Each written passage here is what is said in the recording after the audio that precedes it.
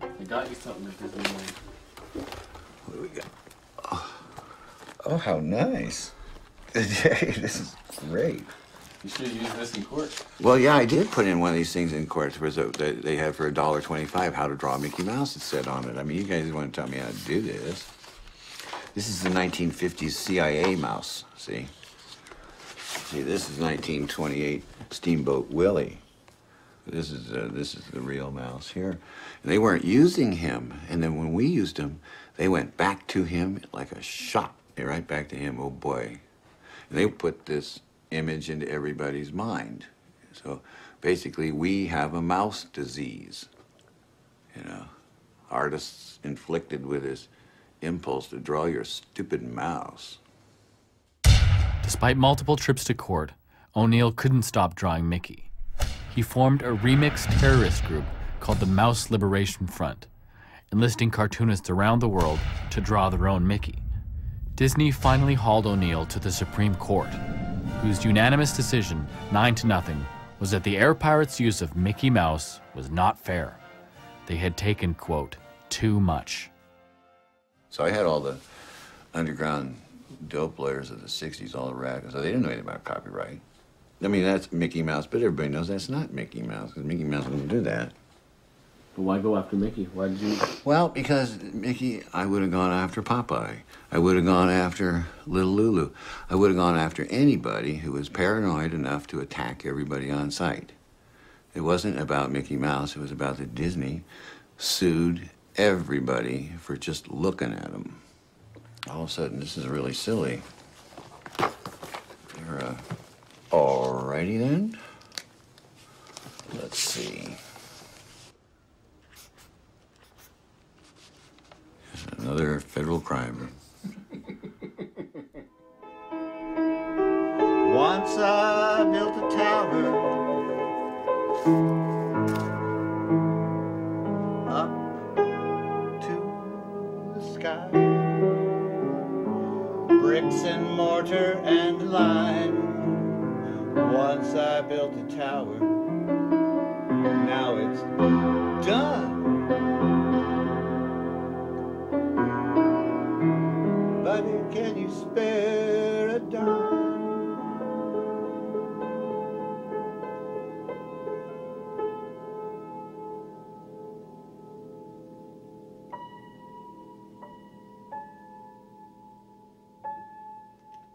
Now, after Walt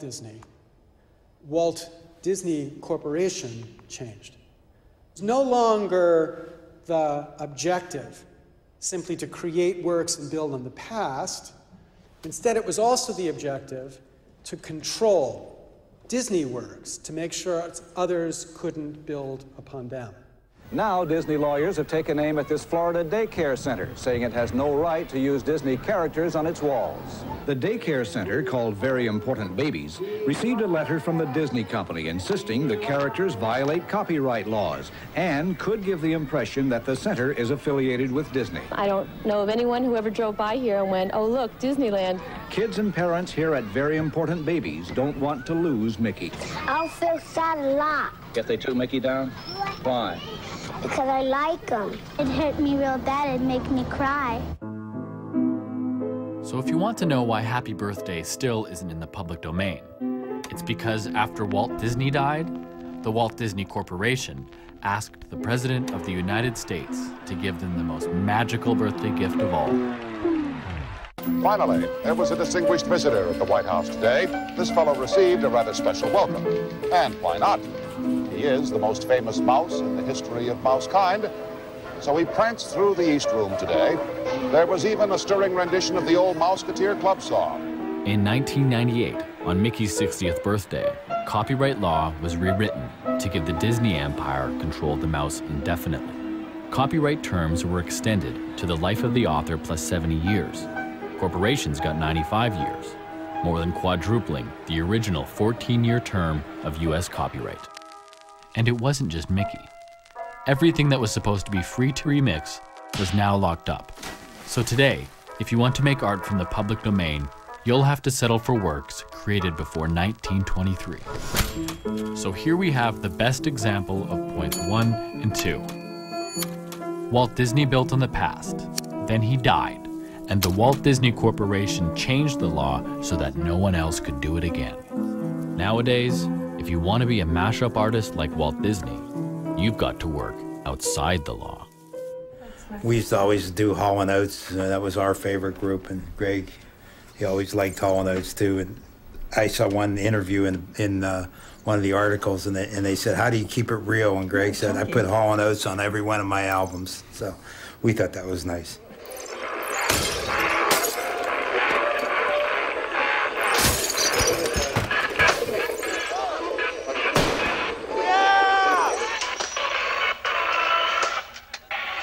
Well, there's me with my shirt off in high school at a joystick show. Oh, so there you go. Goes way back. I told him keep this shirt on. I told him keep his shirt on too. Yes. Okay, Kendall. Shirt's not bad. It's keep the pants on. Sometimes it gets hot up there. Yeah. It loosens people up. You know, they feel good and comfortable. But again, Greg, like we said before, we think you're talented enough that why do you have to take your pants off? I seriously say that all the time. I don't do it all the time. I take my shirt off when it's hot, and most of the time when my pants come off, it's because people ripped it off, and I can't be this guy conducting this party and have my pants taken off and then me, hiking them back up. And other people take their clothes off too. It's just, it's that sort of environment. I didn't know that. Yeah. I think he's talented and very creative, but there's always that concern with the copyright. So I think Why'd you have to go there? I'm sorry. After here? After I said that, I thought, oh. We're afraid he may land in jail or get sued or something along those lines because, we know what he does. Supposedly it's copyright infringement, so, we're waiting for the shoe to drop. It hasn't, but, we're concerned. Everyone's just going to keep getting more and more extreme with protecting their own ideas. And, I think eventually everyone's going to realize that it's beneficial to share ideas. Well, that's the hope. Although the past is doing a pretty good job of controlling the future. But remixers are fighting back. He was a little dog named Snuggles, but he was most certainly... Before I'd ever heard of Girl Talk, my remix heroes were Negative-Land, professional shit disturbers who were sued for remixing U2. That's the letter U and the numeral 2. The four-man band features Adam Clayton on bass, Larry Mullen on drums, Dave Evans, nicknamed The Edge, on keys. This is bullshit. Nobody cares. These guys are from England, and who gives a shit? Oh, yeah. Just a lot of wasted names. More accurately, they were sued by U2's label, Island Records, for mixing the band with Casey Kasem. This is bullshit. While we were on tour, I was handed a tape by someone at the show, and this is a tape recording of the top 40 disc jockey Casey Kasem having a really bad day in the studio. And I got to tell you, when I first heard him, it blew me away. And it still does today, every time I listen to the tape. About 10 days after the single came out, a 180-page lawsuit landed on our doorsteps. This is American Top 40, right here on the radio station, Music Radio 138. Are we supposed to say certain things are off limits to making art? Is art off limits?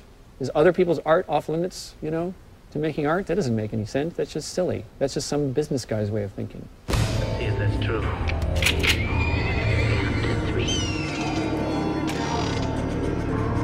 All the way up to 6. Negative-Land coined a phrase to describe their take on remixing. They called it culture jamming.